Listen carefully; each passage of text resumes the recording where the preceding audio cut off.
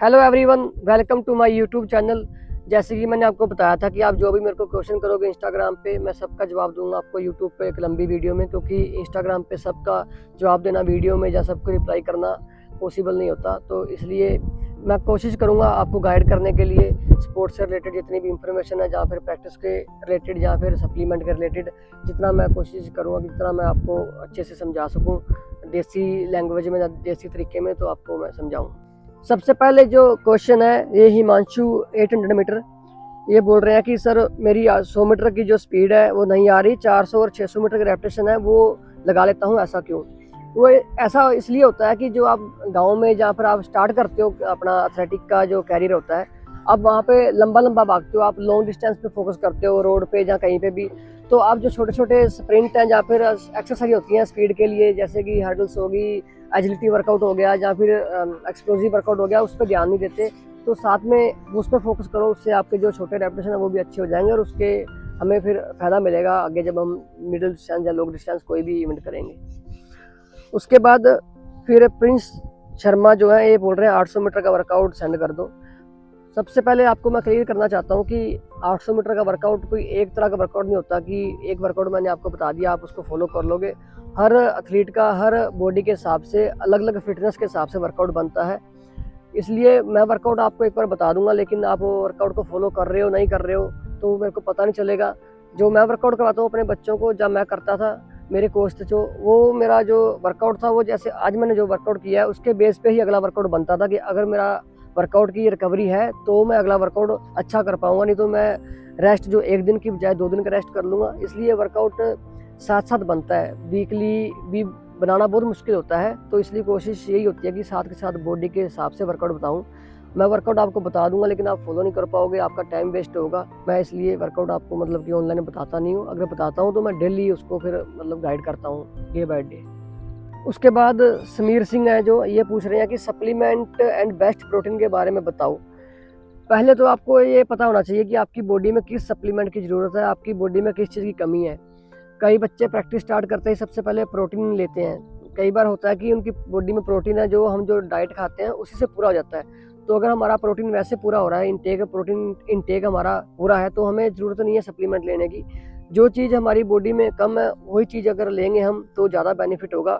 इसलिए सप्लीमेंट भी हर बॉडी का हर इवेंट के हिसाब से, फिटनेस के हिसाब से, डाइट के हिसाब से ही हमें लेना चाहिए। ऐसा नहीं है कि कोई सप्लीमेंट ले रहा है तो उसको देख के हम भी वही सप्लीमेंट ले लें। एक है योगेश एथलीट रेवाड़ी, ये बोल रहे हैं सर मैं 6-7 साल से प्रैक्टिस कर रहा हूँ, मेरी इम्प्रूवमेंट नहीं आ रही। आप चाहे तो आपके एक रीज़न हो सकता है कि आप एक ही वर्कआउट को वही रिपीट करे जा रहे हो, आप वर्कआउट चेंज नहीं कर रहे, या फिर आप अपनी डाइट प्रॉपर नहीं ले रहे, आप रिकवरी नहीं कर रहे, जिससे आपकी जो इम्प्रूवमेंट है वो नहीं हो रही है। आप ये कर सकते हो कि आप थोड़ा सा डाइट में आपके जो न्यूट्रिशन पूरा लो, आप रिकवरी अच्छे से करो, आप अच्छे से रेस्ट करो, और जो वर्कआउट है आप थोड़ा सा वो चेंज करके देखो अपना। जिस भी कोच के पास आप कर रहे हो आप अपने कोच से डिस्कस करो, अपने कोच को बताओ कि इम्प्रूवमेंट नहीं हो रही, तो वो आपको थोड़ा सा वर्कआउट चेंज करेंगे। हो सकता है कई बार हमारी परफॉर्मेंस हम वर्कआउट अपनी बॉडी के अकॉर्डिंग नहीं करते तो हमारी इम्प्रूवमेंट नहीं होती। उसके बाद महेश महाप्रताप का नाम है, वो बोल रहे हैं कि 400 मीटर एथलेटिक्स को कौन सा प्रोटीन लेना चाहिए। कोई भी प्रोटीन किसी इवेंट के लिए स्पेशल नहीं है, वही प्रोटीन होता है, वे प्रोटीन होता है, आइसोलेट प्रोटीन होता है। आइसोलेट प्रोटीन जो है जल्दी थोड़ा जा हमारी बॉडी में डिजोल्व हो जाता है, पच जाता है, और जो वे प्रोटीन होता है वो थोड़ा लेट होता है, उसमें थोड़ा सा कार्ब्स की मात्रा ज़्यादा होती है, उसमें थोड़ा फैट होता है। तो अगर हमें अकेला प्रोटीन चाहिए तो हम आइसोलेट प्रोटीन ले सकते हैं। अगर हमें थोड़ा सा वेट गेन करना है, वेट जो है मसल मास है वो गेन करना है, तो हम वे प्रोटीन ले सकते हैं। लेकिन इवेंट के हिसाब से कोई स्पेशल प्रोटीन नहीं है कि आपका इवेंट ये है तो आप ये प्रोटीन लोगे। अगर आपकी बॉडी में, जैसे मैंने पहले बताया कि आपकी बॉडी में अगर प्रोटीन पूरा है तो आपको ज़रूरत भी नहीं है प्रोटीन लेने की। अगर आपकी बॉडी उतना प्रोटीन नहीं जा रहा डाइट के थ्रू, तब आप सोच सकते हो कि आप प्रोटीन लो।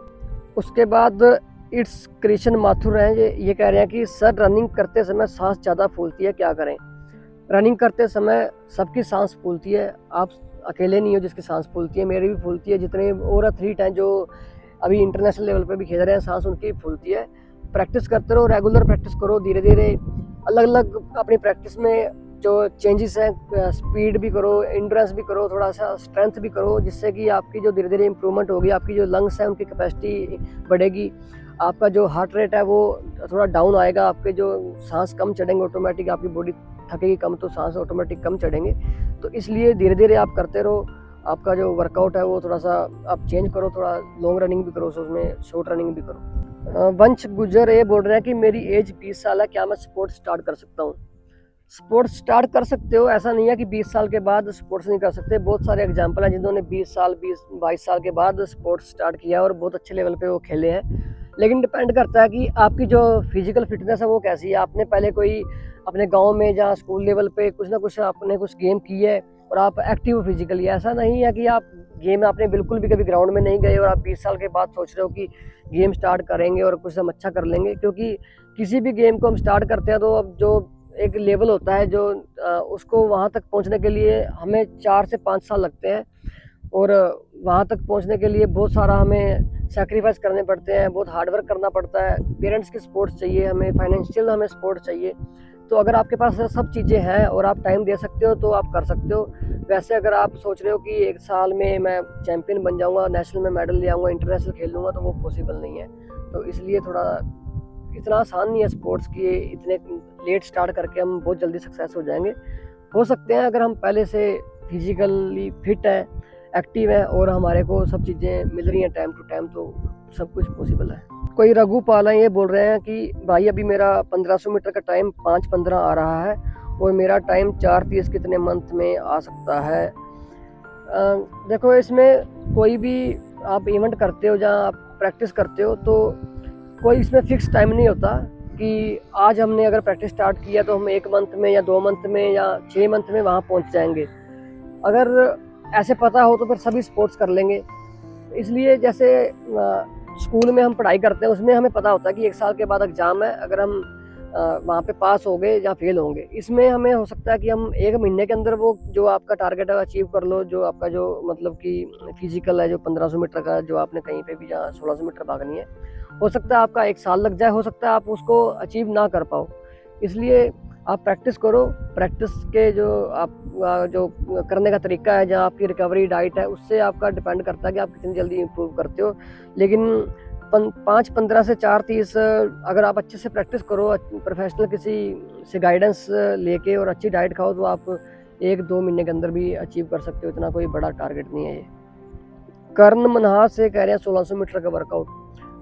1600 मीटर का वर्कआउट बेसिक वर्कआउट आपको मैं बता सकता हूँ यहाँ पे, लेकिन एक डिटेल में बताना अलग अलग बॉडी के हिसाब से सबको वो पॉसिबल नहीं है। इसमें आप एक दिन जैसे लॉन्ग रन कर सकते हो, एक दिन आप उसमें थोड़ा सा एजिलिटी या स्पीड एजिलिटी ये वर्कआउट कर सकते हो, एक दिन आप टेम्पो रन कर सकते हो 8 से 10 किलोमीटर, और 2 दिन आप ट्रैक वर्कआउट है उसमें रेपिटेशन आप ऐड कर सकते हो। 400 मीटर के 10 से 12 रेपिटेशन आपके जैसे भर्ती है 1600 मीटर के लिए, इतना काफ़ी है। और एक दिन आप एक लॉन्ग रेपिटेशन 10 से 12 जैसे कि किलोमीटर के रेपिटेशन लगा सकते हो, या फिर आप एक दिन स्ट्रेंथ के लिए हिल रनिंग कर सकते हो, जहाँ फिर अगर हिल रनिंग नहीं है तो आप जिम भी कर सकते हो। क्रेजी चौधरी हैं, ये बोल रहे हैं कि क्या डायरेक्ट एशियन गेम खेल सकते हैं?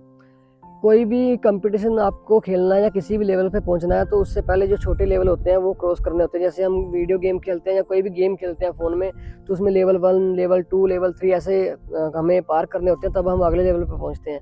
सबसे पहले आपको अपनी डिस्ट्रिक्ट में जीत के स्टेट में खेलना पड़ता है। स्टेट में अगर आप जीतते हो तो आपको नेशनल में जाना होता है। वहाँ पे अगर जीतते हो तो आपको फिर जो क्वालिफाई होता है स्टैंडर्ड, जैसे कि 800 मीटर का क्वालिफाई स्टैंडर्ड आता है 1 मिनट 50 सेकंड, आपको वो क्वालिफाई करना होता है।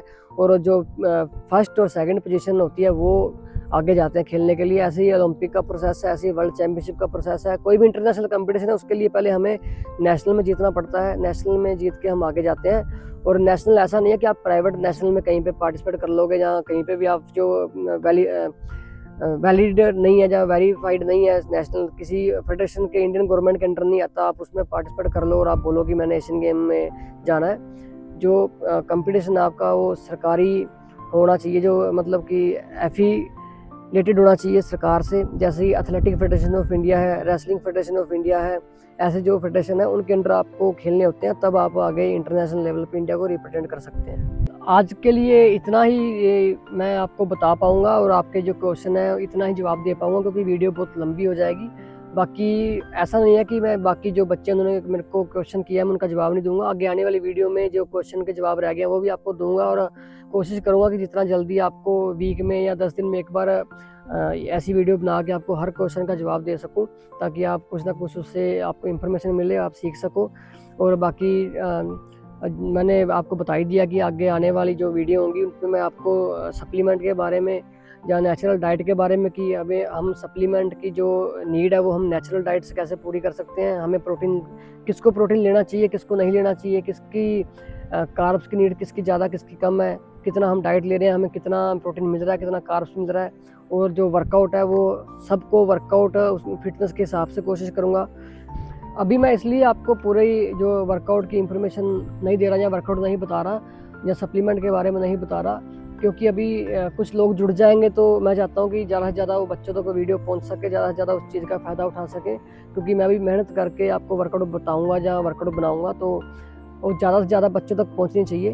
तो आगे आने वाले टाइम में आपको मैं वर्कआउट भी यहाँ पे कोई फ्री ऑफ कॉस्ट मैं आपको गाइड करूँगा सप्लीमेंट के बारे में, वर्कआउट के बारे में। तो आप मेरा यूट्यूब का चैनल है वो सब्सक्राइब कर सकते हो और अपने दोस्तों से शेयर कर सकते हो, जिससे वो भी फ़ायदा उठा सकें। बाकी धन्यवाद मेरे चैनल पे आने के लिए और वीडियो को देखने के लिए, और मैं आपको ऐसी इन्फॉर्मेशन देता रहूँगा।